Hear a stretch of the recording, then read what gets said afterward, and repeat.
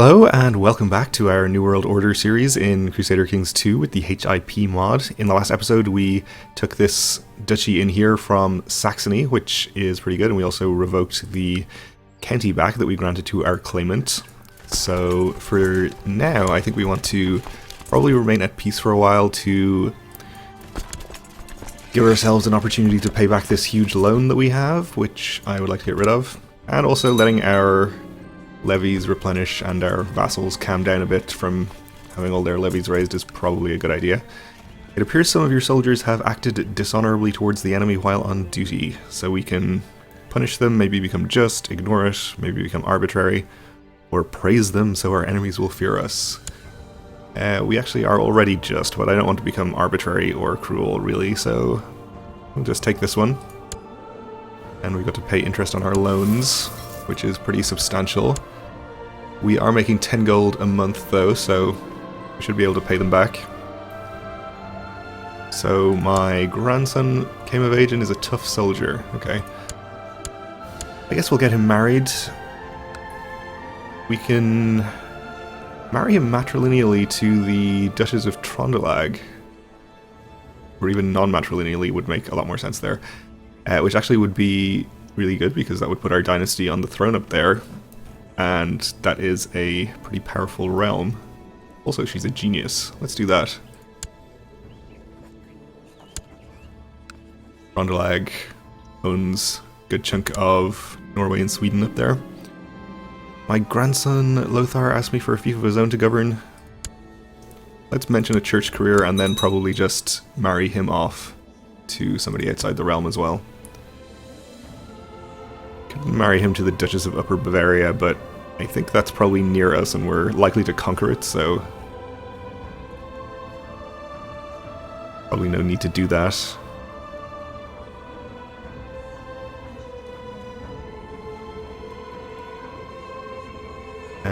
Princess of the Pechenegs. Fortunately quite young. Baroness. Oh, we'll just leave him alone. If somebody wants to offer me a marriage for him, I'll probably accept, but it doesn't really matter that much. The de jure war over Ivrea has ended inconclusively. Oh, this is the war that our ally Milan was in. So we are actually at peace now, which is good. We can probably do some things that you can do at peace. Like hold a feast, why not? We did already go on a pilgrimage, so I guess we can change from our theology focus. Maybe do something we haven't done in a while. I think we did business focus, maybe not on this character, but on a previous one. No, we did do business focus on this character. So, not that. We could go to scholarship. Get really into learning things in our old age. Okay, they're getting married.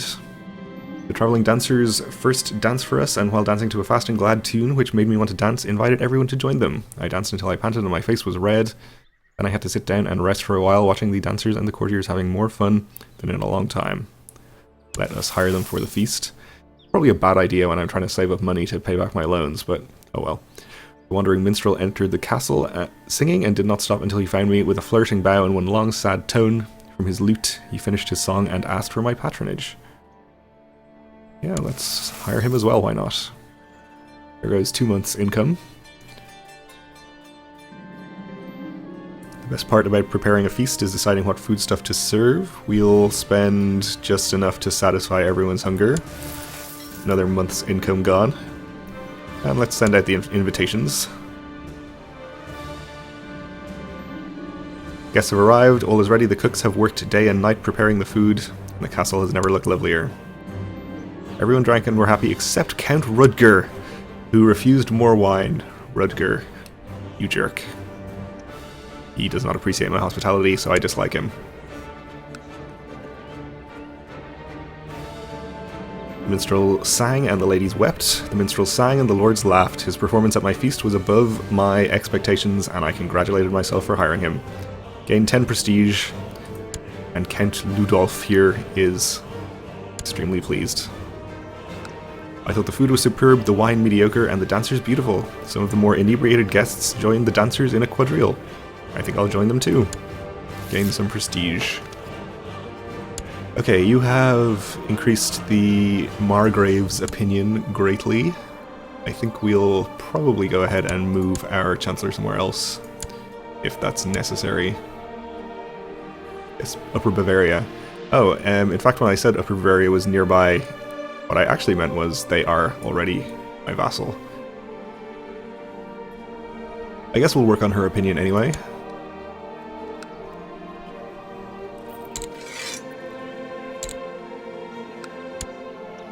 So for our next conquests, when we do eventually get around to doing them... Okay, another quadrille.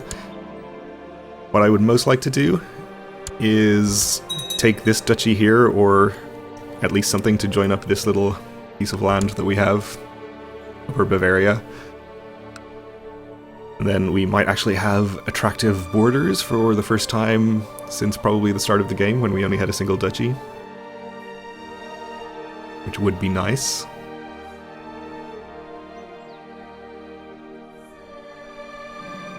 We can create the Duchy of Saxony-Wittenberg if we wanted to. That's up here. The Count of Wittenberg has provided me with proof that the Count of Blankenberg has been viciously slandering me. That's this guy up in here.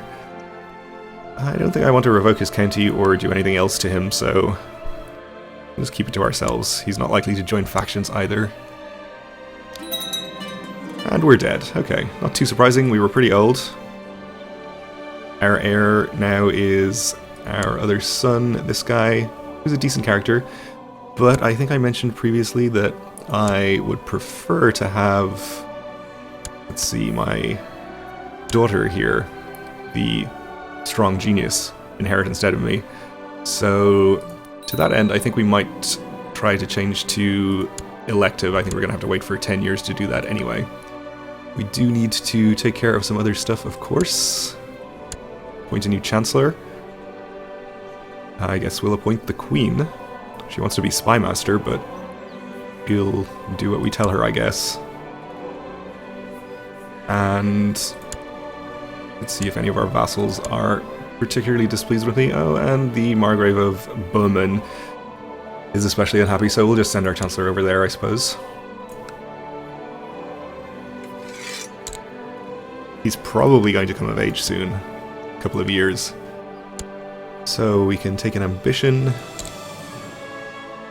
Develop our personal combat skills. Don't want to pledge peace for 15 years. We did, of course, inherit the loans, so I still don't want to go to war just yet. We'll develop our personal combat skills. Though that's not going to happen unless we go to war. And I guess we'll go with business focus, since we can get the bonuses from that on this character. We need to get 2 children educated. We have our son, Prince Karl, who I will, I guess, use for opinion, since he's unlikely to inherit this guy, I suppose. And our strong genius daughter, Princess Berta, who we will educate ourselves. In fact, she's almost of age. Maybe we want to give her to somebody else. Though we are a Grey Eminence, and that would be a fine education for her, I think. We could give her to somebody for military education and get her up to probably close to 30 military, or 30 martial, if not actually 30. But I think I'd rather have her a little more balanced and have, 20 diplomacy, 20 martial. Would be pretty good. So we'll educate her ourselves.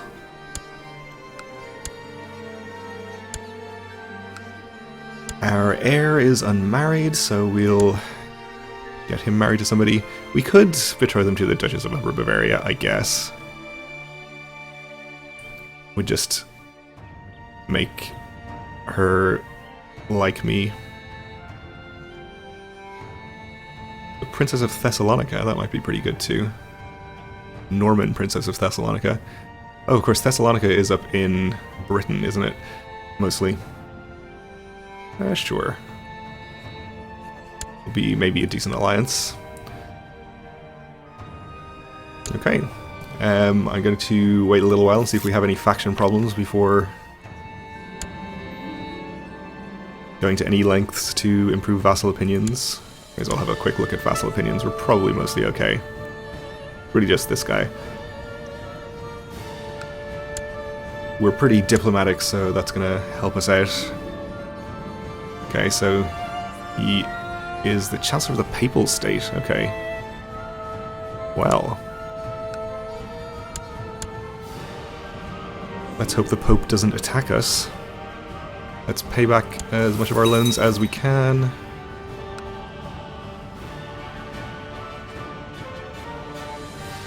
And Niederbayern has been taken by Bayern. Their name is overlapping mine now, which is really an intolerable act of aggression. Not overlapping my name, but overlapping my land.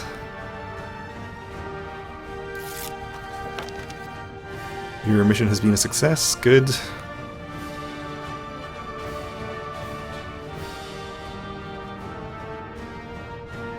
I suppose we can check out which de jure claims we can press. We have... oh, we have claims on all this land. I guess the holder of this duchy is one of our vassals. Yeah, she has this duchy and the other one. Okay. I don't think that we can press all of those simultaneously, though, unfortunately. That would be nice. I suppose that is a way for us to take that land anyway. Our guy here has a revolt against him, alright. And Princess Berta became only a charismatic negotiator, unfortunately. Oh well. We do need to get her married, so we could marry her to the King of Corsica and Sardinia, then switch to elective elector and end up inheriting all of that land, but I don't really want to inherit Corsica and Sardinia all the way down here. I think I would much rather marry her to somebody maybe strong or a genius to ensure some spectacular children. Not necessarily ensure, but increase the chances. Of course, we have to marry her matrilineally, so we couldn't even do that thing I just said anyway. So, there's a 30-year-old genius with really good stats generally. Looks like a pretty good first choice here.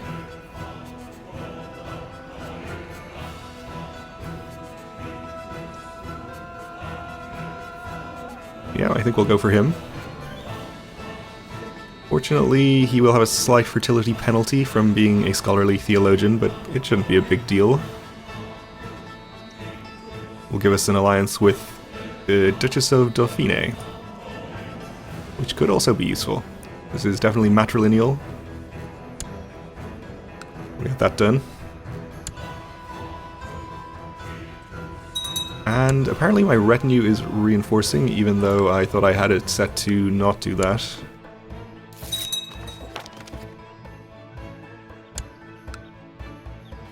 I guess that's okay. We are down to only a huge... well, we still have a huge loan. I thought we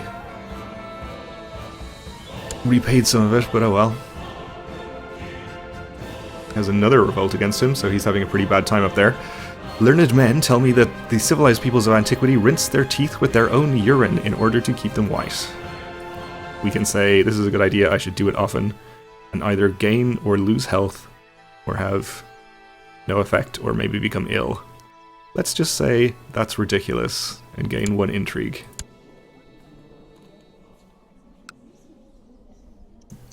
Seems like the thing to do.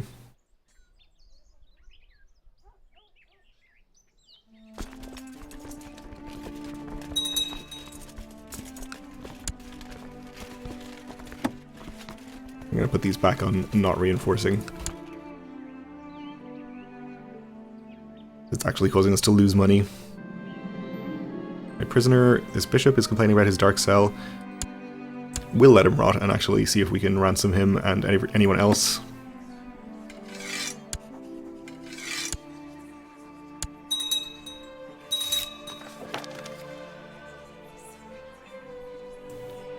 which will help out with repaying our loans.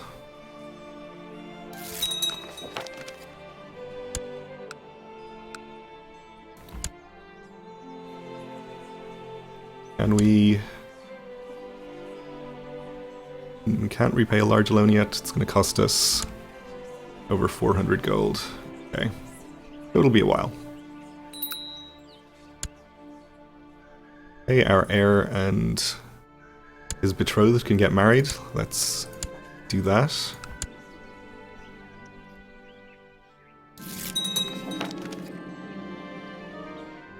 And I guess we'll gain the gold. We could make use of the prestige as well, but I think I'd rather get these loans dealt with as soon as possible.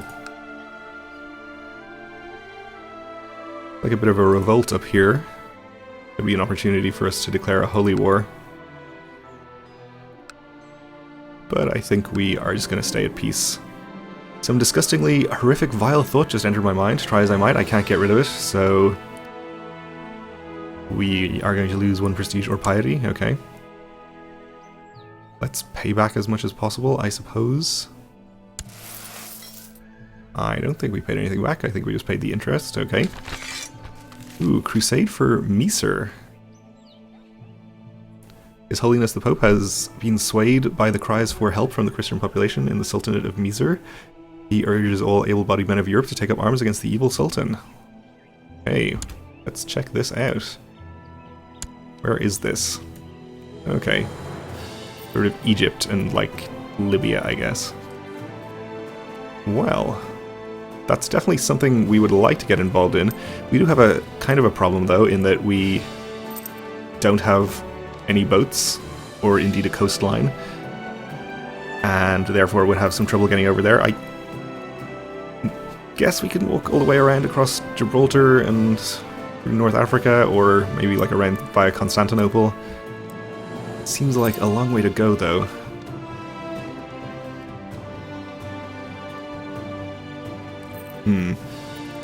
Maybe we'll decline to get involved in this one. Unless we can hire mercenary boats. But, of course, that is going to be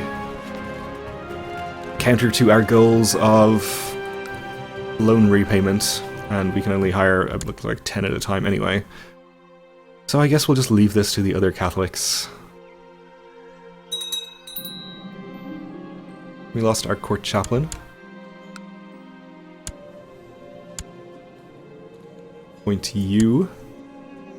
Pretty sure we have no non-Catholic lands we need to convert. Send him off to Rome.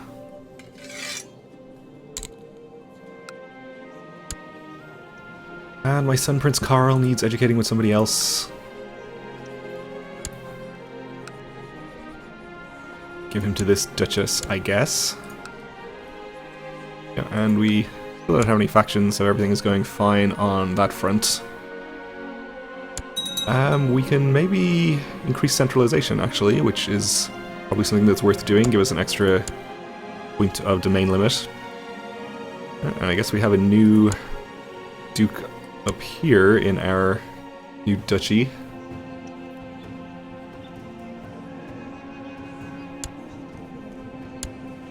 Heir is the Queen of Saxony. That's not good. So we stand to lose that land again on his death. Well, that would be bad, but I think we would gain claims on it, so we can always just go to war with them again. The Remover Reformation, the ancient Remover religion, is proving unable to withstand the onslaught of the Cross and the Moon.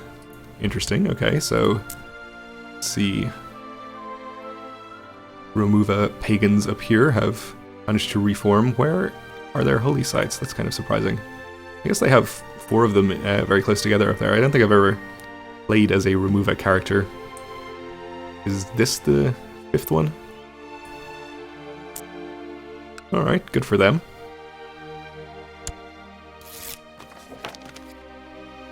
Your visit to this guy has been successful, well done.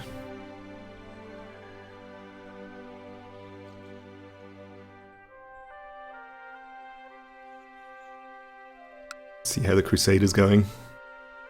0% so far. Who's joined?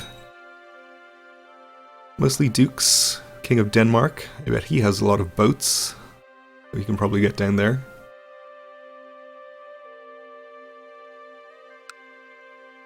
You have revoked a county, okay.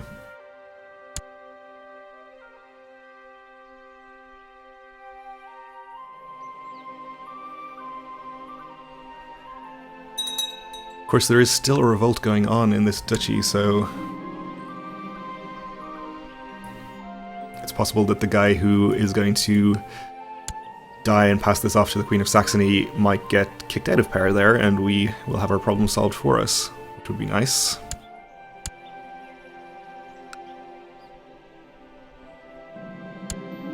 There's a group of carpenters in Nassau who have begun working more and more together with taking on both work and learning up apprentices. You now need to act to either approve of this carpenters guild or ensure that you have a good reputation amongst the skilled carpenters, so we can support it getting lower building costs and faster buildings at the cost of slightly reduced city tax or outlaw the guilds. Yeah, we'll just allow it. Seems fine. Ever since you started to count your income and expenses in the chase for more wealth, your coffers seem to be filled to the brim more often than before, so we get +1 stewardship. That's good. Seems like Wendland up here has converted to Catholicism. Okay, so probably no holy wars against them then, unfortunately. But we are actually out of time for this episode, so let's leave it here for now. Thanks for watching, and join me again next time.